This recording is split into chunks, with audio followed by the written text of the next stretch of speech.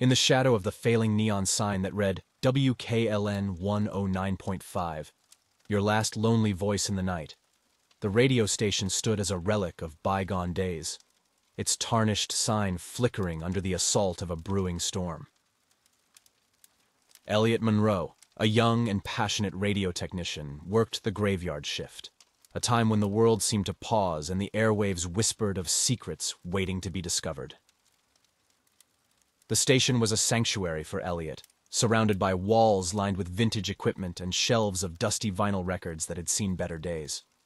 He loved the tangible connection to the past, the feel of dials and switches under his fingers, each click and static hum telling stories of their own. Tonight, as the wind howled outside and rain battered against the grimy windows, Eliot embarked on a project that had captivated him for weeks. The station's main transmitter, a behemoth from the 1970s, had begun to show its age, and Eliot was determined to breathe new life into it. His goal was to tap into frequencies long thought lost or unused. Driven by rumors of shadow stations, broadcasts that existed on the fringes, heard only by a few before vanishing into the static. With a careful hand, Eliot adjusted the old equipment, his ears tuned to the subtle changes between the hisses and crackles. As he fine-tuned the dial, a sharp spike in the receiver's gauges caught his attention. It was an anomaly on the spectrum analyzer that didn't align with any known station allocations. A rogue frequency at 101.3 megahertz, clear and distinct. Intrigued, Eliot tweaked the dials further, isolating the signal. The static diminished, replaced by a low, almost imperceptible murmur. He leaned in, straining to hear, and as he adjusted the bandwidth, the murmur sharpened into voices. These weren't the vibrant, commercial tones one might expect from late-night radio hosts. No, these voices were different. They were ethereal, as if woven from the very fabric of the night. "Is anyone there?" A voice echoed, so faint it was almost swallowed by the lingering static. It was followed by others, each one distinct, each one suffused with an unmistakable tone of loneliness and longing. "Why do you listen, Eliot?" A new voice asked, clearer than the rest, its cadence resonant and sad. It knew his name. The realization sent a chill through him, yet he couldn't pull away. His name hung in the air, a direct acknowledgement that they were aware of his presence. Eliot sat frozen, the microphone before him a suddenly daunting barrier between his world and theirs. I'm listening because I want to understand," he responded, his voice a tentative thread reaching out into the unknown. "We exist in the forgotten fringes, echoes of the ones lost to memory." The voice replied, a sorrowful melody underlying its tone. "Be wary, for to dwell too long with us is to become us." The warning was clear, but the allure of the voices, their stories woven into the fabric of forgotten frequencies, was intoxicating. Eliot found himself drawn deeper into the conversation, each tale more poignant than the last, each voice a whisper from beyond the veil of reality. As dawn approached, the voices began to fade, as though the sunlight was anathema to their existence. The last voice, that clear, sad tone that had first asked his name, offered a parting caution. "Remember us, but do not follow us, Eliot. The path of the forgotten is a lonely one." With the rising sun, the frequency dissolved into static once more, leaving Eliot in a room too silent, surrounded by machines that suddenly felt like relics of a dream. He was alone, the echo of the voices lingering in his mind, a haunting melody that he knew would call him back, night after night, drawn to the edge of the forgotten. The sun had risen fully now, casting beams of light that sliced through the murky interior of WKLN 109.5. Eliot Monroe sat motionless in his chair, long after the voices had faded to mere memories. His heart beat in an odd, disjointed rhythm, syncing occasionally with the echo of whispers still reverberating in his mind. Around him, the equipment hummed a soft, familiar tune, oblivious to the extraordinary encounter that had just occurred. As the station stirred with the arrival of the day shift, Eliot felt an uncharacteristic reluctance to leave. The normalcy of the morning crew, chatting about mundane things like weather forecasts and local sports, seemed foreign to him now. He packed up his notes and recordings with mechanical movements, his thoughts ensnared by the spectral voices of the night. Back at his modest apartment, Eliot's daily routines became a blur. Meals were forgotten on the table, left to grow cold and untouched. The shower ran long and hot until the bathroom was thick with steam, but not even the heat could wash away the chill that had settled deep in his bones. His dreams, once rare and forgettable snippets, now lingered vividly in his waking thoughts, filled with shadows and murmurs in the dark. Driven by a mix of fear and fascination, Eliot began to spend his evenings in preparation rather than relaxation. He pored over old radio manuals and frequency allocation charts, seeking any clue that might explain or justify the existence of the mysterious 101.3 megahertz. His living room was strewn with papers and books, electronic components clattering in boxes as he built makeshift antennas and signal amplifiers. Night after night, as his clock neared the witching hour, Eliot returned to the station. The once familiar route now seemed draped in anticipation, each turn and stoplight drawing him closer to another nocturnal communion. The small talk with the night security guard became a tedious ritual, one that delayed his reunion with the voices that now dominated his existence. With each session, the conversations grew more intense. The voices began to share their stories, their regrets and desires, their joys and despairs. They spoke of lives once vibrant, but now only remembered in the static of forgotten frequencies. Eliot recorded everything, his archives growing, tapes filled with the spectral testimonies of unseen narrators. But as the days melded into one another, Eliot's isolation deepened. Calls from friends went unanswered. Visits became rare and then ceased altogether. His appearance grew disheveled, the bags under his eyes dark and pronounced. The station's staff, initially curious about his project, began to give him a wide berth, whispering about the changes they observed. One evening, as Eliot sat before the transmitter, headphones clasping his ears, a voice clearer and sadder than the others came through. Eliot, why do you keep coming back? Don't you know what's happening to you? It asked. Eliot leaned into the microphone, his voice hoarse. I need to hear more. I need to understand why you're here. We're here because we were forgotten. And now, so are you. The voice replied, a somber tone to its words.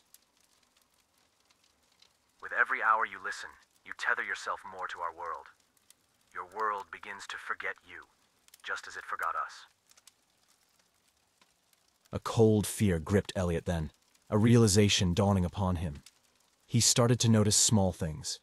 His favorite mug missing, his workstation at the office cleared out, emails unanswered. And most chilling of all, his reflection in the studio's window seemed fainter, the lines of his face blurring with the night. Yet the pull of the voices was too strong, their stories too captivating. Eliot couldn't and wouldn't tear himself away. He rationalized his neglect of the world, telling himself that he was part of something greater, something profound. But deep down, he felt the gnawing terror of what it might mean to be truly forgotten. As dawn approached, Eliot switched off the equipment, the voices fading into a silence that felt oppressive. He walked out of the station, the first light of day casting long, solitary shadows. He wondered, with a sinking feeling, how many more sunrises he would see before he too became nothing more than a voice on the air, a whisper in the static, remembered by none. Eliot's existence had contracted to the shadowed confines of WKLN 109.5's studio, the only space where he still felt a semblance of connection, albeit not to the living but to the ethereal echoes of forgotten souls.